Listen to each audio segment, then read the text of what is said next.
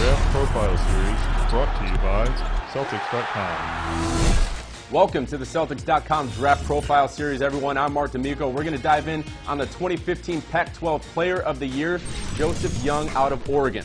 Joseph Young put up nearly 21 points for the Ducks this season, and who better to talk to than his head coach, Dana Altman. Dana, first of all, thanks for joining us, and I also want to congratulate you on being named the 2015 Pac-12 Coach of the Year this season. Well, I appreciate that.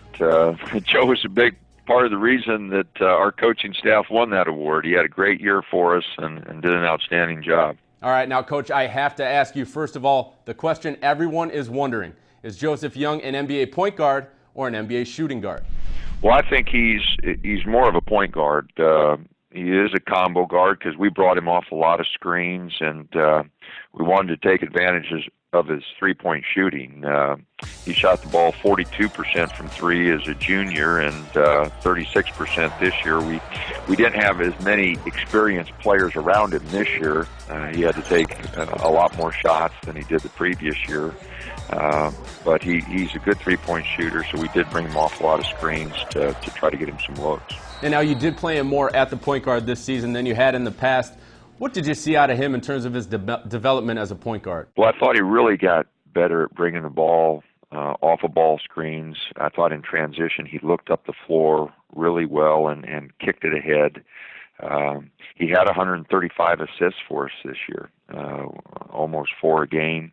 So I really liked the way he got the ball to his teammates. But he really improved bringing the ball in transition, off of drag screens, and getting the ball in the paint and creating for his teammates. Now, he's only 6'2" in sneakers. We've got a small guy here on the Celtics in Isaiah Thomas. He's still able to score in the NBA despite his lack of height. Why do you think that Joseph will be able to do the same thing at this level? Well, Joe's quick. He can create space. You know, as you look around the league, there are a lot of guys his size, you know, with the rules in the NBA, you know, no hand checking on the perimeter and so forth. You know, those guys have a lot of freedom of movement, and, you know, I really think Joe will be able to maneuver and get space, get his shot off. He's an excellent catch-and-shoot guy, so he can space the floor for anybody. But with his improvement in getting the ball in the lane and creating for others, you know, I think he really becomes a big threat. Now, we're talking about a lot of different things that he does on the court. What's the one strength of his game that pops off the charts for you? Well, he's the all-time, you know, leading free throw shooter in the league. You know, he shoots free throws. He shot them 93% this year. And he gets fouled, you know, driving the ball at the basket. He gets to the line. You know, so I think that, and just his ability to shoot the ball. A year ago as a junior, as I mentioned, we had an experienced backcourt, and he was 48 from the field, 42 from three-point, and, you know, 89 from the line. So he really is a good shooter and can finish plays around the basket. And, you know, so I think that's the thing that jumps off the charts. Now, he transferred to you guys after 2 years at Houston, yet he's only with you guys for a couple weeks before your season opener, and he's right there in the starting lineup. I think he scored 24 points in that first game. The fact that he was able to so seamlessly make his way into that team and into the starting lineup and be productive, what's that say about his basketball IQ? Well, I think he's got a really good feel for the game. You know, his ability to make a play for himself, but also to recognize when someone else has got a better shot and get the ball with them. I think, you know, that really got better throughout his junior and senior year.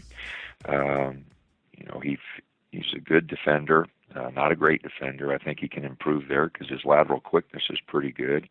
And, you know, so I like the improvement he made as a defender, and I think that'll continue to get better. But he does have a good feel for the game, and above that, Mark, he's a great team guy.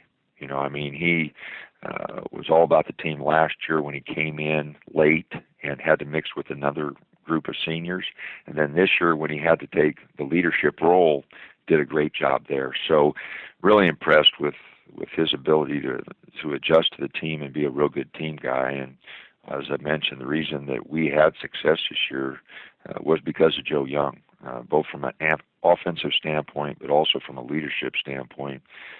He really led a bunch of freshmen. We had 5 freshmen on the team that played, and he did a great job leading those guys. Now, I got to follow up on that, just you talking about him a little bit off the court. We all get to see him play. We all get to see how great of a scorer he is. But as we all know, in the draft process, it's important to NBA teams what these guys are like in the locker room, off the court, what they like to do in the community. So tell me a little bit about what he's like behind closed doors. Well, I mentioned the leadership that he gave us and that he is a great team guy.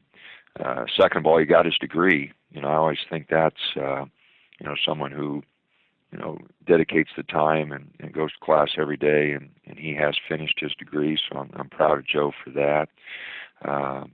He's been, like I said, a good community guy, good team guy, very popular here at the University of Oregon.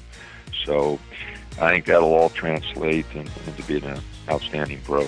All right, Coach, we appreciate the time and wish you and Joseph Young the best of luck during the offseason and heading into the NBA draft. Thank you. All right, for all of you out there watching, make sure you stay tuned here on Celtics.com for all of your latest in the NBA Draft Profile Series. Thanks for watching. I'm Marc D'Amico.